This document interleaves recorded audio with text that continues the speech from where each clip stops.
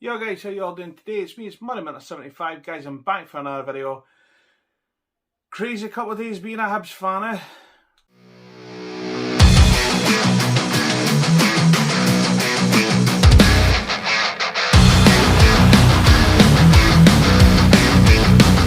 So guys, as I said in the intro there, it has been a crazy couple of days being a Hibs fan. Now, first things first, I do apologise for the lateness of my video. I know I'm a bit behind everybody just now in terms of keeping up with the club, but unfortunately I've been very, very busy at my work, so it's not been ideal times for recording and everything like that, but it is what it is. We move on. So obviously we've got a new manager now. Lee Johnson has agreed a 4-year deal to be the new Hibby FC manager. Not gonna lie, it wasn't my first choice. I think that is going to go the same way as I think a lot of Hibs fans are probably feeling right now. You know, the guy wasn't the first choice. Obviously, there was names like Roy Keane and John Dal Thomason touted for the job. So I'm not going to say this is an underwhelming choice, but it's not far off it. I hope, really, really hope he's going to prove me wrong, and you know, get us playing some good football again, and get us pushing up the league where we belong. But I mean, at this point in time, you know, he is a wee bit an unknown quantity for me, because the reason being that, again, you know, I don't really know a lot about him. I don't really know a lot about Bristol City. Obviously, he took over at Sunderland as well. He was more successful at Sunderland, obviously winning them a trophy. I know it's the sort of it was the Papa John's trophy or whatever the fuck it's called nowadays. But obviously, you know, it's still a trophy for them, which at that time they hadn't done since they won the FA Cup in 1972, I want to say, or 74, something like that. So, you know, the guy is clearly a winner. Do you know what I mean? And I know a lot of Hibs fans are kind of going to go on and say, but again, you know, he's not the big name we would expect. And yeah, he's not the big name.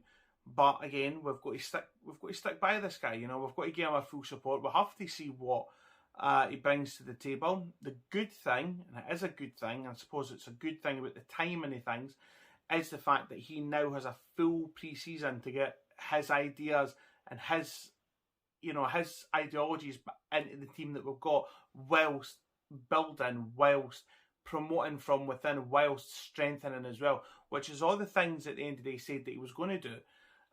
Obviously, he has turned around and said as well that he's up here to compete with the big boys. He's up here to, you know, go away and get us playing good football again, which is, at this point in time, really what we want.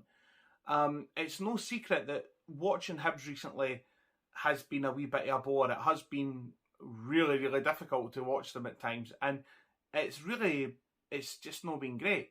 You know, I mean, I could have came through 100 times in the last 3-4 weeks at the end of the day to come through and make videos about how poor performances were and how poor we seem to be doing. And I could have spoke all the live long day about it, but at the end of the day, that's just going to be, what would be the point in that? Do you know what I mean? I mean, there was no real point for me. The positive thing, again, is we ended the season on a good note, beating St Johnstone, who have been our bogey team for the last couple of years, fairly comfortably 4-0. St Johnstone are in the position that they're in because, again, they aren't good enough. And I really hope they get relegated, because they're not that great a side. And before anybody says, but they won a double. They won a double with no fans in the stadium playing really defensive football. Now that they've got fans back in the stadium, they've been found out. They're coming up against, obviously, you know, like take Sunday there, for example. We exposed them big time. But, you know, at the end of the day, it wasn't good enough. You know? Let's not fuck about it. It was a really, really poor season for Hibs. I'm not gonna go on about the whole thing, because at the end of the day, I'll be fucking gone grey by the time we finish the video, to be honest. But again, you know, the positive thing is he's got a full pre-season to get his ideas across.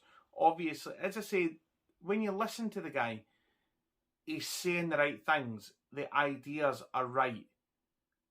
But Jack Ross said all the right things. Sean Maloney said all the right things. Unfortunately for them, it didn't quite work. Where Hibs are concerned, off the park right now, I think there is grounds to feel quite concerned. Obviously now we've lost Chris Mueller, who's went back over the pond. I'm putting that down to he came over to Scotland to try something new, and unfortunately for him, it has not worked out. Be it failure to settle, homesickness, whatever, no climatising to the weather, climatising to the rougher terrain that is Scottish football. I don't know. Call it whatever you want it. But this guy was apparently on big money. So,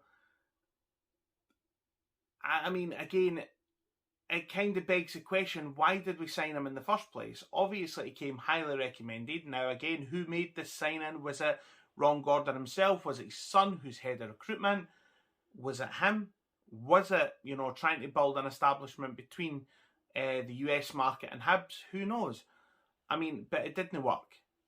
Ron Gordon has also hinted this week that he might have got the Jack Ross sacking wrong, which again doesn't bode well for me because, this guy's in charge of making all the decisions. It's all right saying at the end of the day, we're going away and making all these right calls off the park, i.e. with the new extensions and all the bar areas in Easter Road, the big screens, everything like that, Easter Road.